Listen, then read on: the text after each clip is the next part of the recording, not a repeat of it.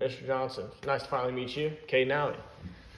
Nice to finally meet you, Mr. Albee. Glad to finally sit down with you and talk. I know we spoken briefly over the phone a few weeks ago about the year. How's it rounded up for you? It's been good. We finished out a little slow to end the year. Overall, good. Our contracts are starting up with some of the companies we've been working with, and we're trying to decide what we want to do with our future. Makes sense. So it sounds like we started talking at the right time, and then the company's starting to go in the right direction. Yeah, without a doubt. We're always looking for ways to expand and grow, especially with our contracts coming up. Now is probably the best time to try and potentially expand on our market.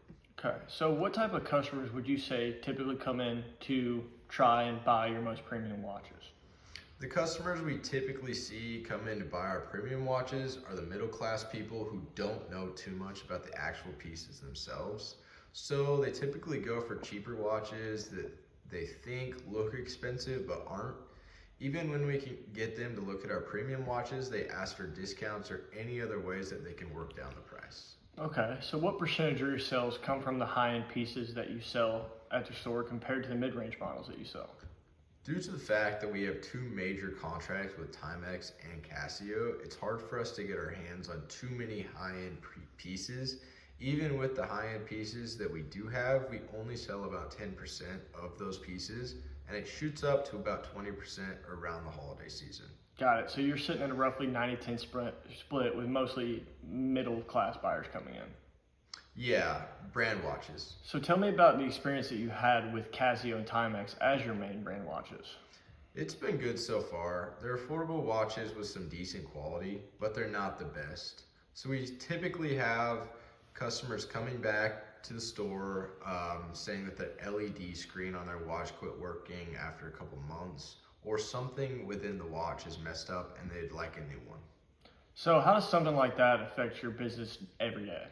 Sometimes it drives potential customers away because they see several other people coming into the store with issues within their watches. Also, with the quality not being too great, it feels like we're spending most of our day trying to fix issues within the watches instead of actually selling new watches. You talked about affordability. Is that something that you want across your entire store? Not necessarily. We'd like to keep some affordable options around, but we want to expand on our luxury watches. Gotcha. So what are the gaps that you have in the current product line that customers come in to ask for, but you can't meet what they want?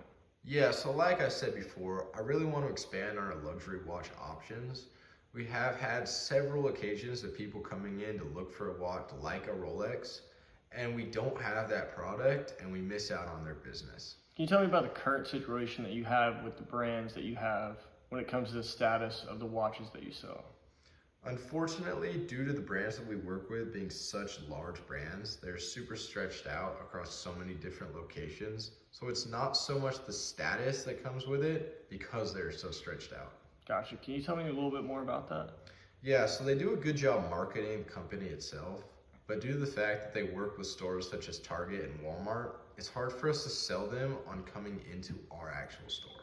Gotcha. Can you tell me about the status of your store specifically compared to the other stores in your area?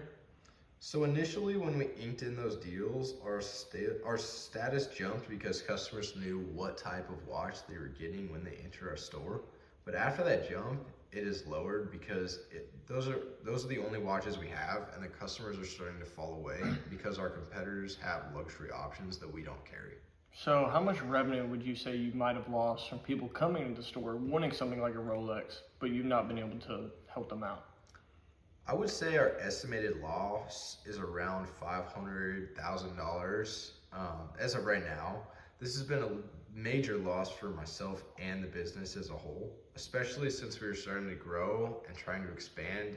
It is a market that we cannot afford to lose in our business anymore. Could you expand on how things would change for your store if you added something like Rolex to your catalog?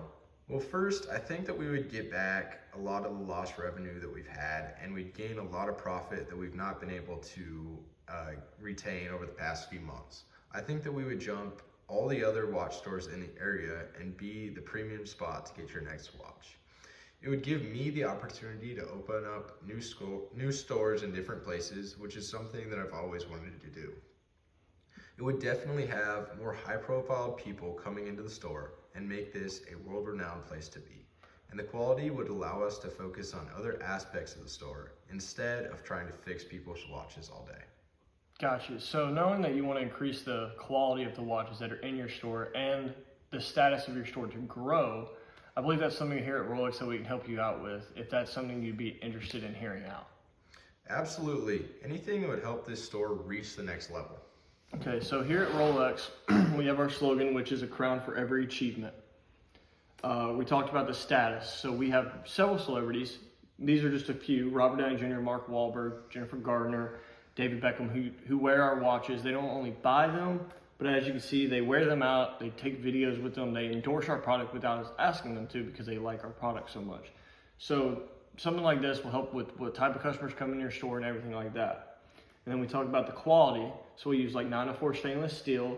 Everything is made in-house. And we use 18 karat gold for our watches to help with the quality out. So are there any questions that you have?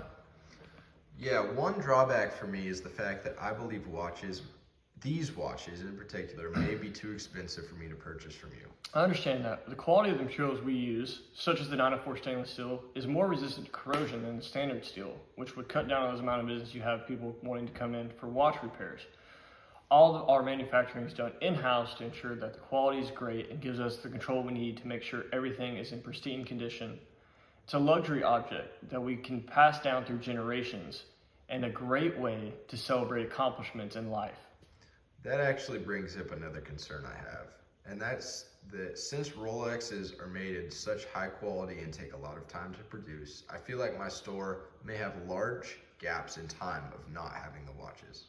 I understand that, but actually, since people believe that we can't produce very many watches, we can actually produce 2,000 watches a day, depending on the timepiece that you want, and we can push them out to you since you're going to be so high in our team. Okay, that makes me feel a little better about our situation. Okay, so are you ready to ink this deal and watch your company reach the top of the market? Maybe. It just depends on the type of contract that you are looking at. Because I love what having the watches are going to do for my store, but I don't know how well they will do. And I don't want to put such a large investment into something that may fail. I completely understand that. We could start out with something small, like a 2-year deal worth $1 million to get all of our watches in your store so you can see how they perform. If they perform great, we can renegotiate after that 2 years, or we can negotiate an extension during that time if you really enjoy what our product's doing for you. Sounds like we have a deal. Perfect. I'll give you a call next Tuesday at 1 p.m. and then about the shipment being delivered, and then I can show up the day the shipment is delivered to make sure everything goes smoothly for you. Thank you.